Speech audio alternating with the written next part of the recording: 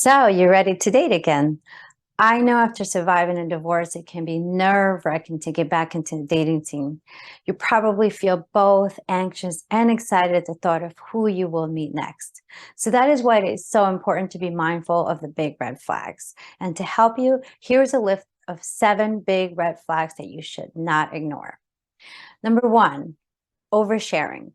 If your date says way too much, overshares personal matters, and monopolizes the conversation on your first date, this is a big red flag. It can indicate issues such as self absorption, lack of boundaries, and neediness. Now, of course, there are times when people might overshare out of pure nervousness, but if you're on your second or third date and this seems to be the norm, chances are you are dealing with something permanent and deep rooted. I mean, a healthy relationship should be built slowly and steadily. Trust should be established before divulging all kinds of personal information. Number 2, they come on way too strong. So if they start love bombing you or start telling you that they think you're the one, they ask you to take down your dating profile after a couple of dates or say that they see marriage in your future together. This is a big red flag. Again, a healthy relationship starts slowly.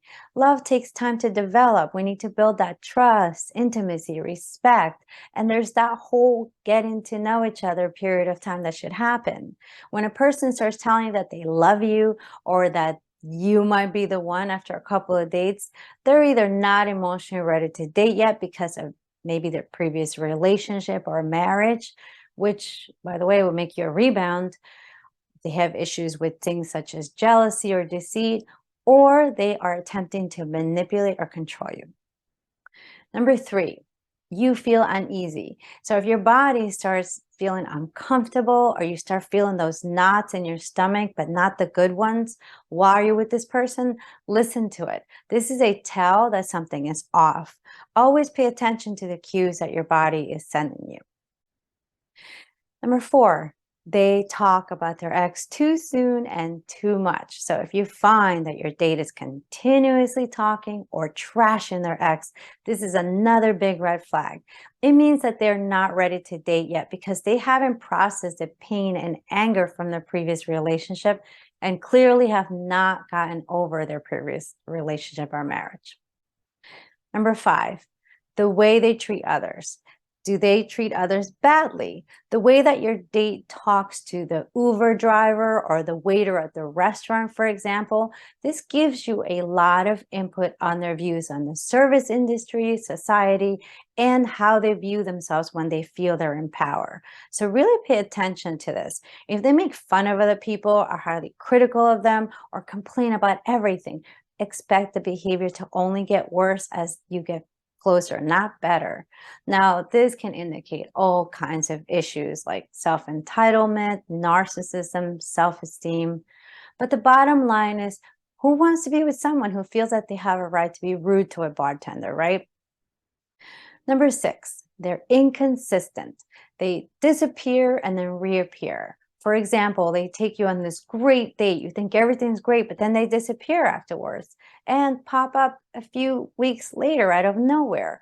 Now, this is a big red flag that their intentions are not true. There are so many reasons why this can happen. They're either emotionally immature and like to play games, they're not ready for commitment but get lonely, or they are dating multiple people. Whatever the case is, you are not a high priority for them, and they will never give you the relationship that you deserve. And finally, number 7, there are a lot of little white lies.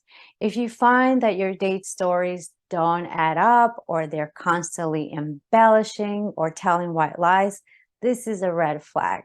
Trust is the foundation to a healthy relationship, right? So if you can't trust them with the small things that they say, how will you ever be able to trust them with the big things? And if this is how they regularly operate, there are all kinds of psychological attachments to this that you do not want any part of. I mean, you just survived a divorce, something that is extremely traumatic to many of us. Why would you want to settle for someone that clearly needs professional help? So those are my 7 big red flags to look out for. They are behaviors that suggest a serious problem may be present, so please pay attention. And please don't get discouraged. If you sharpen your intuitive skills, you'll pick up on them so much sooner. Thank you so much for watching, and please don't forget to subscribe to my channel and hit the notification bell so you know when I upload new videos. Thank you so much again, and I will see you next time. Take care.